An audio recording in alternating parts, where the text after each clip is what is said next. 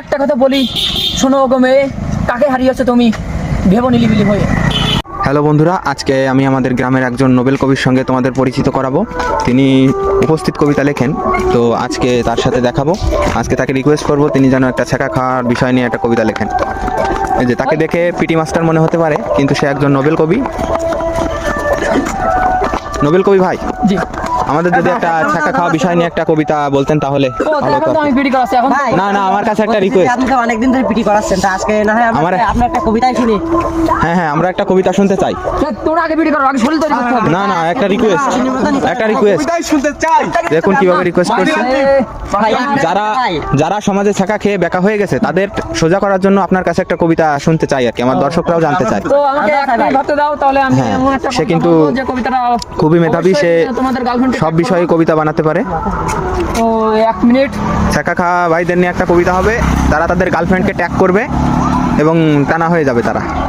তো আমার কবিতা রেডি হয়ে গেছে। হ্যাঁ দেখুন কি কবিতাটা মেধাবী। বড় বলবো না, তো তোমাদের যদি ভালো লাগে তো অবশ্যই তোমাদের গার্লফ্রেন্ড ট্যাগ করবা। আর কবিতাটা হচ্ছে, আমি দেহের পাগল দেখেছি কত, দেখিনি তোমার মতো। দেহের চাহিদা মেটাতে তুমি বাদ দাওনি এলাকার ছেলে আছে যত। আমি ছিলাম পাগল, তুমি ছিলে বুদ্ধিমতী। আমি বুঝতে পারিনি তুমি ছিলে যৌনপল্লীর সতী। যেদিন প্রতারিত হবা তুমি বুঝতে পারবা কতটা দামি ছিলাম আমি। একটা কথা বলি, শোনো গো মেয়ে, কাকে হারিয়েছো তুমি ভেবো নিলিবিলি হয়ে। তো এই ছিল আজকের কবিতা। ভালো লাগলে অবশ্যই বন্ধুরা ফলো দিয়ে দেবা, আর অবশ্যই তোমাদের ওই হ্যাঁ, কবিতাটি ট্যাগ করবা।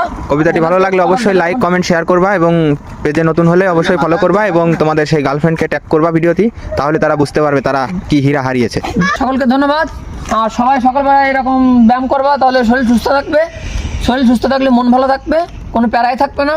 সবাই চলে আসুন। তো দেখছেন বন্ধুরা, আমাদের উপস্থিত কবি কি সুন্দর কিছু সময়ের মধ্যেই একটি কবিতা বলে দিল। সে যুব সমাজের নিয়ে একটি কবিতা বলে দিল। তো তার কবিতাটি যদি ভালো লাগে অবশ্যই লাইক কমেন্ট শেয়ার করবেন এবং পেজে নতুন হলে ফলো দিবেন এবং যে চ্যানেল থেকে দেখছেন সে অবশ্যই সাবস্ক্রাইব করবেন, পাশে থাকবেন।